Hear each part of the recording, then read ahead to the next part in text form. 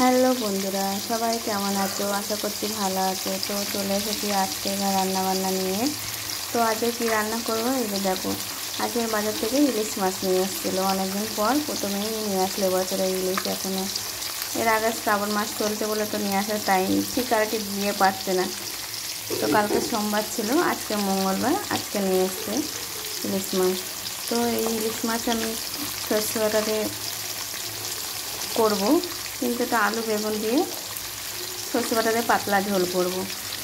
অনেকে সর্ষে ভাপা টাপা খায়, কিন্তু আমাদের ওটা খায় না, ভাপাটা খেতে পছন্দ করে না, আমাদের এই ঝোলটা খেতে পছন্দ করবে। তা আমি এই যে মাথার লেজাটা রেখে দিয়েছি, ওটা একটা আলাদা তরকারি করব। আর মাছগুলো দিয়ে ওই মাছের ঝোল করব আলু বেগুন দিয়ে। তো মাছ ভাজা বসিয়ে দিয়েছি। তোমাদের আজকে কী রান্নাবান্না হলো বন্ধুরা কমেন্ট করে জানিও। তো এই যে মাছ ভাজা বসিয়ে দিয়েছি, আলু বেগুনও কেটে নিয়েছি। এবার মশলাটার জন্য আমি কাঁচা লঙ্কা, সর্ষে আর পোস্ত একটু নিয়ে নেবো, দেখে থাকো। তো এই যে মশলার জন্য আমি সর্ষে নিয়ে নিচ্ছি,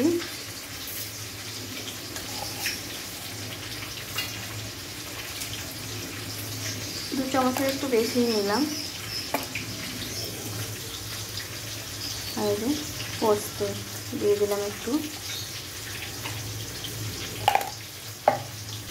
আর এই যে কাঁচা লঙ্কা। যে যেমন ঝাল খাবে সেই আন্দাজে ঝালটা দেবে। আমাদের একটু ঝাল খেতে পছন্দ করে, তাও একটু দিলাম, ঝালটা চড়া করেই দিলাম। তোমরা কম খেলে কম দেবে। তো এটা আমি একসাথে করে মিক্সিতে এর মধ্যে একটু নুন দিয়ে বেটে নেবো, তাহলে তিতো ভাবটা আর হবে না। তো এই যে মাছটা আমার তো প্রায় ভাজা হয়েই গেল। এবার আমি মাছটা তুলে, বেশি কড়া করে ইলিশ মাছ ভাজে না, হালকা জাস্ট একটু এপিট ওপিট করে ভেজে নিতে হবে। তারপরে এই যে মাছ ভাজা তুলে নিয়ে বেগুনগুলো দিয়ে দিচ্ছি, বেগুন কটা ভেজে নেব।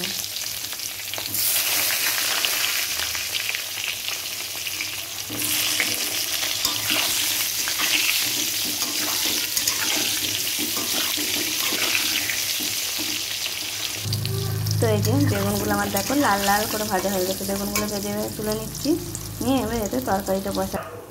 বলে ইলিশ মাছ তো তুমি এমনি কালো জিরে শুকনো লঙ্কা ফোড়ন দেয়, এমনি মশলা ছাড়া ঝোল করো, তাই কত টেস্ট।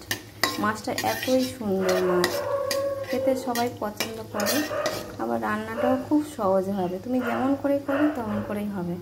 তো আমি দিয়ে দিয়েছি শুকনো লঙ্কার কালো জিরে ফোড়ন। তো এই যে আলু কোটে বেড়ে দিয়ে দেবো, তো আলুগুলো লাল লাল করে ভেজে নেবো।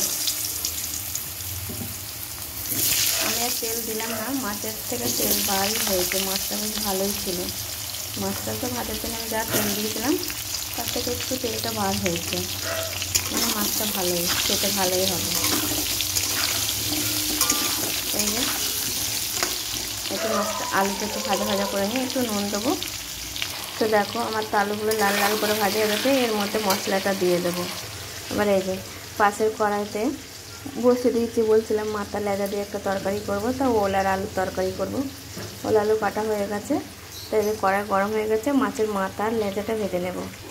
আর এই যে ওল আর আলু কেটে নিয়েছি, বলছে ওলটা খুব ভালো নাকি, তাই ডুব ডুব করে একটু বড় বড় করেই কাটলাম, বলে বেশ দারুণ সিদ্ধ হবে ওলটা। এক একটা আছে না সিদ্ধ হয় না ঠিকঠাক করে। তো এদিকে ওলের তরকারিটা বসায়, ওদিকে ওই তরকারিটা তোমার প্রায় একটু পরেই হয়ে যাবে। এই যে মশলাটা দিয়েছি, হলুদও দিয়েছি, একটু তরকারিটা ভালো করে কষিয়ে নেব, নিয়ে জলটা দিয়ে দেবো।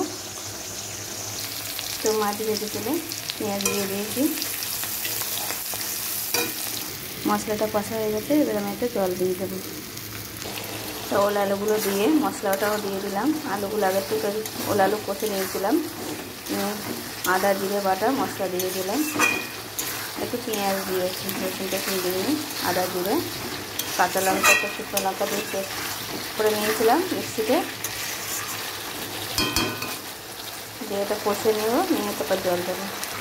তো এদিকে দেখো আমার মাছের ঝোল পুরো ফুটে রেডি হয়ে গেছে, মাছ আর বেগুনটা দিয়ে দেবো। তো এই যে দেখো আমার মাছের তরকারিটা কমপ্লিট হয়ে গেছে, ধার দিয়ে কী সুন্দর তেল এসে উঠেছে, দেখছো? মাছের তরকারিটা দেখতে তো খুব সুন্দর লোভনীয় হচ্ছে, জানি না খেতে, আর তোমাদের তো বন্ধুদের খাওয়াতে পারলাম না। যারা যারা আমার খাবে তারা তারা সব চলে এসছে আমার বাড়িতে। তো বন্ধুরা এদিকে দেখো ওল দিয়ে যে তরকারিটা করছি সেটাতে যে মাথাটা লেজাটা দিয়ে দিয়েছি, কষাটা হচ্ছে, কষা হলে তবে জল দিয়ে দেবো। তো বন্ধুরা, আমার তো আজকে রান্নাবান্না এই ছিল। কেমন হলো সবাই কমেন্ট করে জানাবে। সবাই ভালো থাকবে। শুভ দুপুরের অনেক অনেক শুভেচ্ছা রইল সকল বন্ধুদের জন্য। সবাই ভালো থেকো।